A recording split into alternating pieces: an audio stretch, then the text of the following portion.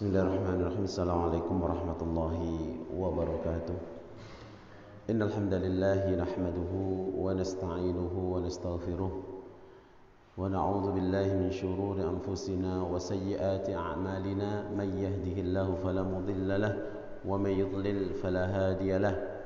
Asyhadu an la ilaha illallah wahdahu la syarika lahu wa asyhadu anna Muhammadan 'abduhu wa rasuluh sallallahu alaihi wa ala alihi wa ashabihi wa man tabi'a hudahu bi ihsanin ila yaumiddin, amma ba'du.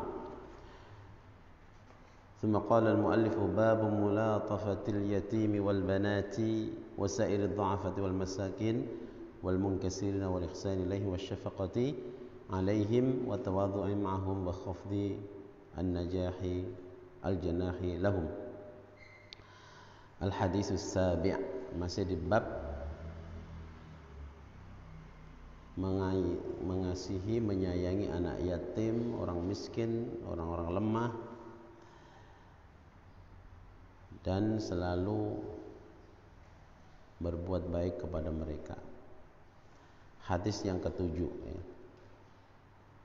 hadis ke-6 kemarin Rasulullah mengumpamakan seperti orang yang jihad di jalan Allah, orang yang menyayangi orang miskin, membantu para janda dan seterusnya. Atau seperti orang yang qiyamul lail, enggak capek semalaman, atau seperti orang yang puasa.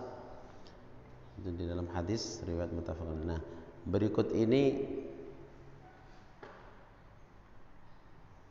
ada masalah yang lain lagi, yang mana kalau kita mendapatkan nikmat berbagi, berbagi jangan hanya kepada orang-orang yang mampu, terutama ketika ada undangan walimah atau makanan. Kita baca hadisnya. Wa anhu, dan dari Abu Hurairah radhiyallahu anhu, anin Nabi sallallahu alaihi wasallam qala, syarrut ta'ami ta'amul walimah, seburuk-buruk makanan itu makanan yang dihidangkan dalam pesta walimatul urs, pesta pernikahan. Yumna'uha man ya'tiha, terhalangi untuk makan makanan pesta tersebut orang yang ingin datang kepadanya. Siapa? Al-fuqara wal masakin, orang-orang fakir miskin. Wa yud'a ilaiha man ya'baha, dan diundang ke walimah tersebut man ya'baha, orang yang enggan untuk makan karena sudah biasa. Artinya orang-orang kaya, maksudnya demikian. Wa man lam yujibid da'wah faqad asallaha wa rasulahu, dan barang siapa yang tidak memenuhi undangan, seperti undangan pernikahan atau undangan-undangan lain dalam makan, maka dia telah durhaka kepada Allah dan Rasulnya. Rawahu Muslim. Wa fi riwayatin fi sahihain, dan di dalam riwayat dalam Sahih Bukhari dan Muslim, an Abi Hurairah min qawlihi bi'sat ta'amu ta'amul walimah. Kalau tadi syarrut ta'am sama ya, bi'sa, seburuk-buruk makanan, makanan pesta. Yud'a ilaihal aghniya, ini lebih jelas. Yang diundang itu kebanyakan orang kaya. Ya enggak apa-apa orang kaya ini, tapi jangan sampai orang-orang yang enggak punya, yang jarang makan makanan seperti itu tidak diundang. Maka dikatakan wa yutrakul fuqara, dan ditinggalkan orang-orang yang fakir, orang yang miskin. Jadi ta'amul walimah artinya ta'amul urs, ta'am atau makanan yang disediakan untuk pesta. Kalimat man ya'tiha, kan yumna'uha man ya'tiha. Man ya'tiha maksudnya lil hajah minal fuqara wal muhtajin, artinya orang yang sangat butuh makanan tersebut. Siapa itu? Ya orang-orang fakir miskin yang sangat membutuhkan makanan tersebut. Terkadang tidak diundang. Maka kalau kita punya hajat, punya pesta, jangan dilupakan orang-orang yang nggak mampu, diundang, bahkan mereka sangat butuh. Jangan diharapkan amplopnya, ya. Kalau ngundang yang diharapkan amplopnya sudah beda lagi. Pasti yang diundang orang-orang yang they have semua, yang punya, yang kaya. Tapi kalau memang niatnya ikhlas karena Allah, dia akan mikir. Nah, dengan begitu maka hati kita akan menjadi lembut, ya. Dengan memperhatikan fakir miskin, hati seseorang itu akan menjadi lembut. Tujuannya situ, karena sesuai dengan babnya, untuk melembutkan hati, untuk melembutkan hati. Dari hadis yang pendek ini ada 5 poin atau 5 pelajaran penting. Yang pertama, ijabatud da'i ila walimatin nikah wajibatun wa ila ghairiha mandubatun. Memenuhi undangan ke walimah nikah itu ada suatu kewajiban. Sedangkan untuk makan selain nikah mandubatun, artinya dianjurkan. Bisyart, dengan syarat alla yakuna hunaka munkarat, dengan syarat dalam pesta pernikahan tersebut tidak ada kemungkaran-kemungkaran. Seperti apa? Al-khumur, kal-khumur, disediakan minuman keras. Wa alatil lahwi al-muharramah, dan alat-alat musik yang diharamkan.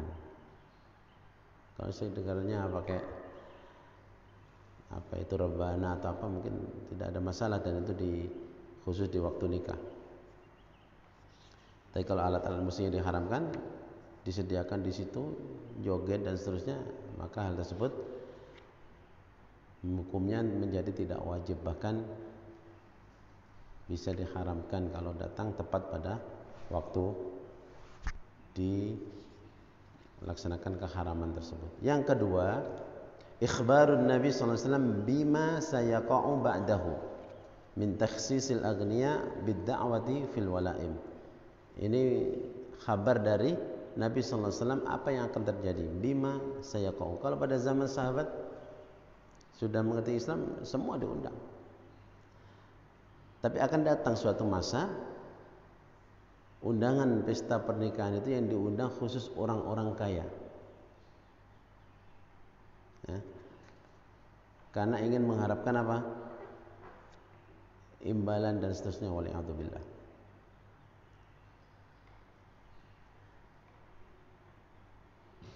Dan ini kadang-kadang terjadi. Yang ketiga, mura'atul fuqara wa talatuf bihim, memperhatikan para fakir miskin dan lembut kepada mereka, terutama pada waktu seperti ini. Pada waktu apa? Mengadakan pesta dan seterusnya. Maka anak-anakku semuanya suatu saat mungkin akan melakukan itu, maka jangan lupa, ya, yang diundang jangan hanya orang-orang yang kaya. An-nahyu an ta'zimil aghniya li ghinahum. Dari sini juga larangan untuk mengagungkan para orang kaya karena kekayaannya, memuliakan orang kaya karena kekayaannya, jangan. Tapi karena ketakwaannya, karena kesolehannya, maka itu diperintahkan untuk semua. Jadi ketika kita menghormati, memuliakan, maka betul-betul karena litaqwahum, karena ketakwaan mereka, kesolehan mereka. Ketika dia orang kaya, maka kekayaannya memang akan ditundukkan di jalan Allah Subhanahu wa taala, akan menjadi semakin mulia kalau orang yang kaya seperti itu. Minal madahir allati ubtuliya bihal muslimuna fi hadzal asr at-tabahi wat-tafakhur wal israf fil walaim. Di antara al-madhahir, sesuatu yang bisa kita lihat pada hari ini yang mana umat Islam diuji ketika diberikan sesuatu yang cukup dan lapang rezeki, itu bermegah-megahan dan berlebih-lebihan di dalam walimah yang diadakan. Wa da'watul aghniya wal musirina ilaiha, dan hanya memperbanyak undangan khusus untuk orang-orang kaya dan orang yang lapang harta. Wa man'uha 'anil fuqara wal muhtajin, dan kalau dibilang enggak mengundang orang fakir miskin, atau yang diundang sedikit sekali, tidak sebanding, padahal mereka itu yang sangat membutuhkan. Nah, kita jangan sampai melupakan itu supaya hati kita lembut, ya. Tujuannya ketika kita mengundang orang yang membutuhkan, orang fakir, orang miskin, tujuannya meniru Rasulullah SAW. Ingat sabda Nabi SAW, ingat nasihat Nabi. Insyaallah Allah akan mengaruniakan kelembutan hati kita. Soalnya hati ini memang betul-betul tidak bisa kita beli, ya. Kita ingin hati kita lembut, kita infakkan seluruh harta kita, nggak akan bisa. Allah kan berfirman, wa allafa baina qulubihim law anfaqta ma fil ardi jami'an ma allafta baina qulubihim. Jadi seandainya kamu infakkan seluruh apa yang ada di bumi ini untuk membeli apa? Ta'lif, hati yang lembut, tidak akan mampu. Karena memang Allah yang memiliki hati kita. Walakin allafa bainahum. Allah yang akan melembutkan di antara mereka. Innahu azizun hakim. Wal Islamu yar'a huquqad du'afa. Maka dari sini juga kita tahu bahwasanya Islam itu betul-betul memperhatikan hak-hak ad-du'afa, orang yang lemah. Wal ihtimam bihim, dan memperhatikan mereka. Falyatanabbah al-muslimun. Maka kita sebagai seorang muslim harus sadar. Falyatanabbah, artinya sadar akan hal ini, jangan menjadi kebanyakan orang yang ketika kita dilapangkan yang diingat hanya orang-orang kaya. Waliyadzubillah, itu akan mengeraskan hati. Yang terakhir, saya tambah satu hadis lagi pendek. An Anas radhiyallahu anhu anin Nabi sallallahu alaihi wasallam qala man 'ala jariyataini, barang siapa yang menanggung, mengurus, membesarkan, 'ala jariyataini, dua anak perempuan, hatta tablugha, sampai anak perempuan tersebut balik, artinya sampai dinikahkan, sampai diurus dengan pendidikan yang bagus. Jaa yaumal qiyamah ana wa huwa kahatain, maka nanti pada hari kiamat akan datang dia, posisinya saya dan dia kahatain, seperti jari telunjuk dan jari tengah, artinya dekat sekali. Nah, kalau punya dua anak perempuan bisa mendidiknya, dan memang tidak mudah untuk mendidik anak perempuan. Wa dhamma asabi'ahu, artinya setelah begini di dhamma, digabungkan begini. Rawahu Muslim. Jariyataini ay bintain. Ala jariyataini bimakna qama alaihima bil mu'unah wa tarbiyah wa nahwihima.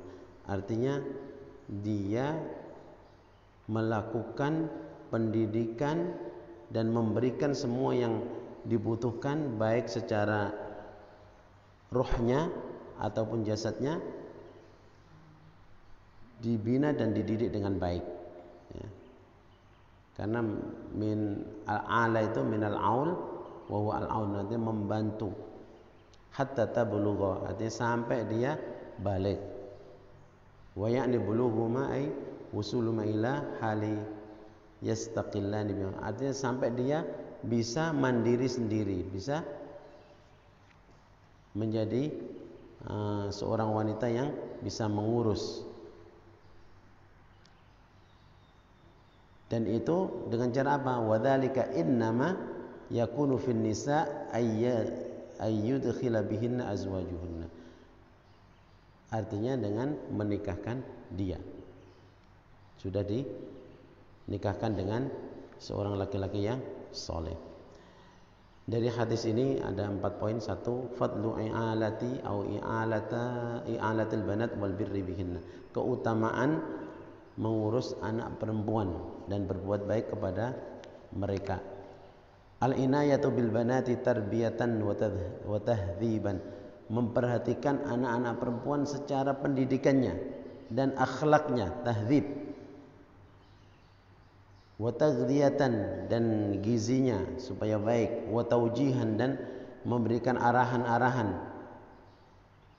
Ini menjadikan sebab lidukhulil walidaini al-jannah wa uluwi manzilatihima fiha, menjadi sebab masuknya kedua orang tuanya ke dalam surga dan tingginya kedudukan nanti bersama Rasulullah. Seperti kalau orang nggak punya anak, ngurus anak yatim atau ngurus anak yang lemah, ana waqafil yatim kahatain, seperti kemarin. Fi hadzal hadis, dan di dalam hadis juga raddun 'alal mutakharrisina wal afakin alladzina yad'una bi anna al-islam hadama huquqal mar'ah. Hadis ini juga merupakan jawaban yang sangat tegas terhadap orang-orang yang menyerang Islam, bahwasanya Islam itu tidak memperhatikan hak-hak wanita, bahkan menghancurkan hak-hak wanita. Ini menunjukkan Islam tidak seperti itu. Bahkan Islam sangat memperhatikan mereka. Harus dalam lingkung yang paling kecil aja, keluarga aja seperti itu, bagaimana yang lebih besar. Fal Islamu huwa ad-dinul ladzi rafa'a min sya'nil mar'ah wa a'taha huquqaha wa sana karamataha. Jadi Islam itu benar-benar agama yang mengangkat hak para wanita dan memberikan haknya serta melindungi, menjaga karamataha, artinya kehormatannya. Wa fil hadis ingkarun lil aqliyah al jahiliyah. Di dalam hadis juga bentuk pengingkaran terhadap pemikiran-pemikiran jahiliyah pada waktu itu. Allati la tazalu ba'du rawasibiha fi nadratil karrah lil banat wa tafdhilil banin alaihinna. Dan sebagian sampai hari ini masih ada yang memiliki pandangan nadrah, pandangan bahwasanya laki-laki itu lebih baik daripada perempuan. Semuanya sama. Inna akramakum indallahi atqakum. Yang mana yang takwa, itulah yang paling mulia di sisi Allah, baik laki ataupun perempuan. Adapun nanti ada pengaturan bahwasanya laki-laki yang bertanggung jawab memberikan nafkah, kemudian laki-laki di dalam hak waris 2 kali lipat bagian perempuan. Karena laki-laki memang ketika nikah dia harus mengeluarkan mahar, ketika nikah dia bertanggung jawab. Sedangkan perempuan ketika menikah malah menerima mas kawin. Ketika dia menikah, dia tidak punya tanggung jawab untuk mencari rezeki. Kewajiban seorang suami, maka seorang suami itu kewajibannya mencari rezeki. Kalaupun istri itu dapat rezeki, itu sebenarnya bukan kewajiban dia, bukan kewajiban dia. Maka sebagai seorang suami tetap dialah yang bertanggung jawab untuk masalah apa-apa yang dibutuhkan oleh istrinya, baik rumah, baik pakaian, baik makanan yang merupakan kebutuhan pokok, ya. atau kebutuhan primer. Saya kira cukup pada pagi hari ini. Mudah-mudahan kita semakin bisa melembutkan hati kita dengan banyak kita berkomunikasi dengan orang-orang yang memang membutuhkan, orang fakir, anak yatim, sehingga kita betul-betul Allah karenakan kepada kita hati yang lembut. Nikmat kalau orang punya hati yang lembut. Aku qouli hadza wa astaghfirullah li wa lakum. Assalamualaikum warahmatullahi wabarakatuh.